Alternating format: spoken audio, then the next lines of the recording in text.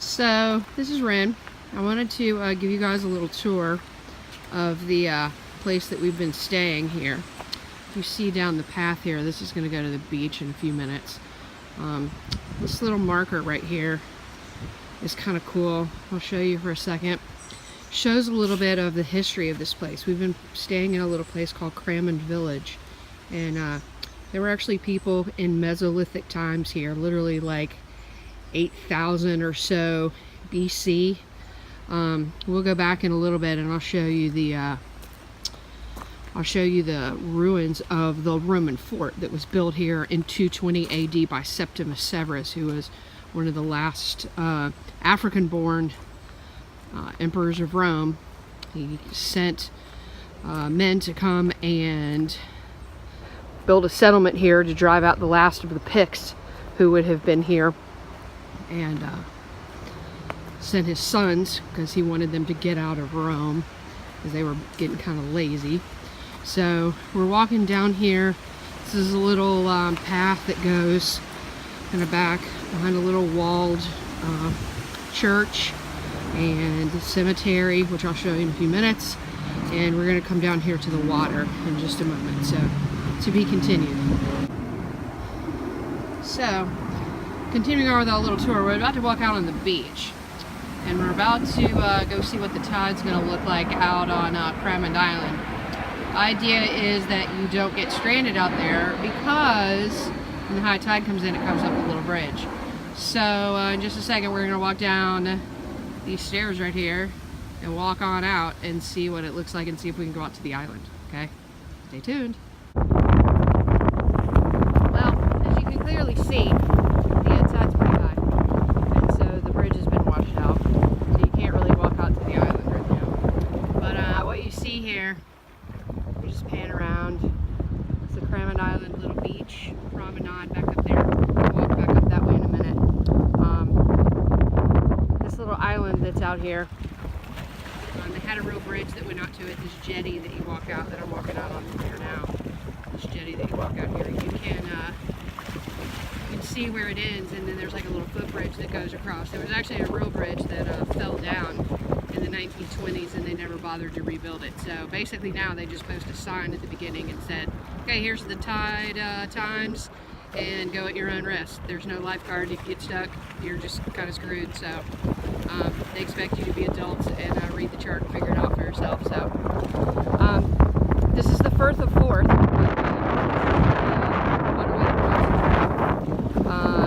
To the north of Edinburgh. What you see on the other side over there is Queensferry, back that way, and then the road that runs up along the coast. And as it turns up there, you're going to go to Ely and St. Andrews, and then Dundee and Aberdeen and all of that way. You can see some barges way out in the canal out there. Another island that's back out there.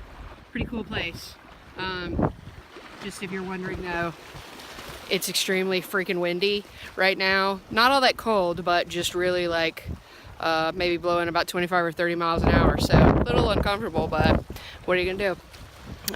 We'll start walking back in a few minutes, and we'll go show you the Roman fort.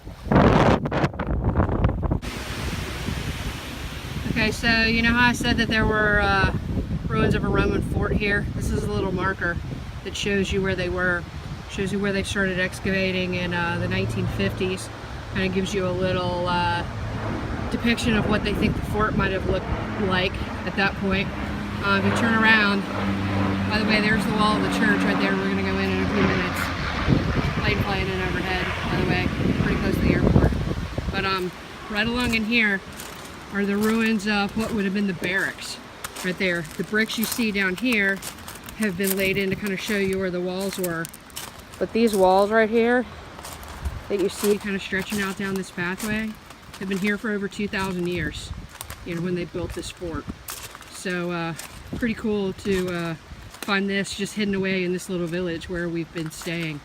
If you look back that way, you see the walls would have gone back out in that direction out there, and kind of gone around the fort, but a lot of those have been buried now. What's really funny is this entire thing is on the grounds of a primary school. That's what you see in front of you over there. And the other day when we walked down here, there were all kinds of little kids over here on the lawn playing soccer, which was really fun. So, of course, they have no idea what's kind of history is laying right here beneath them. So, it's kind of neat. We'll go in the church in just a second so you can get a look at that. Okay, so this is Cramond Kirk right here. We're walking in through the back gate where you see the cemetery. We rambled through here the other day and we found some gravestones from the mid-1700s. It's a pretty big cemetery for as little as this village is. But anyway, there's the church. I don't know if it's open, but I'll go check. It wasn't open the other day when we walked up here. But it's a beautiful little cemetery. Really, really quiet and peaceful. Looks like some clouds and yuck weather might be moving in. It's really been beautiful almost all of today, but it's starting to look a little cloudy now, so hopefully it won't rain on me before I get back to the house.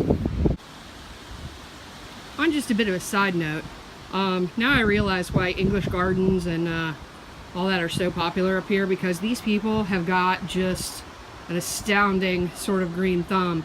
There are amazing flowers and stuff everywhere we go, which is pretty fantastic to me because I'm the one who can kill a cactus. So we'll try to walk around there. I know there were some pretty roses right around here in the front. Anyway, so this is the front of the Cramond Kirk here. See the little tower? It goes all the way up. Pretty cool for a little small village church like this. I don't know, there's nothing out here that talks about the year that it was built, so again, you can see all the flowers and stuff that they've planted. Pretty fantastic. Must be all the rain they get. Well, this is kind of the end of the tour, I guess. I'm walking back toward the house now, but I did want to show you as you kind of turn around. That's the way I came from, down there. And around that corner is where J.K. Rowling lives.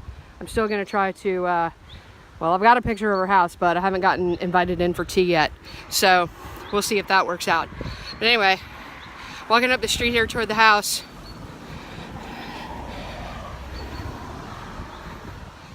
This is where the bus lets off. And then that's where we catch it across the street over there to go into town, which we've done. This is the beginning of the walled garden where I started my walk. So we're kind of at the end here. Hope you guys enjoyed the tour. One last thing I forgot is several of you wanted to ask about the house we were staying at. That's it right there that we're going to. 4 Brick House Court Park. We got it off Airbnb. The guy we're staying with, his name is Irvine. It's pretty awesome. Banker, he works for Virgin Money. Has a little boy named Charlie who's really cool. And his mom and his dad and his sister all come for us and come and, you know, take out the garbage and change the sheets and do all that. By the way, this right here, this is Angus. This is our car, little Ford Fiesta, who at this point we have put 1,300 miles on. So we've been running around quite a bit, but it's been awesome and well worth it.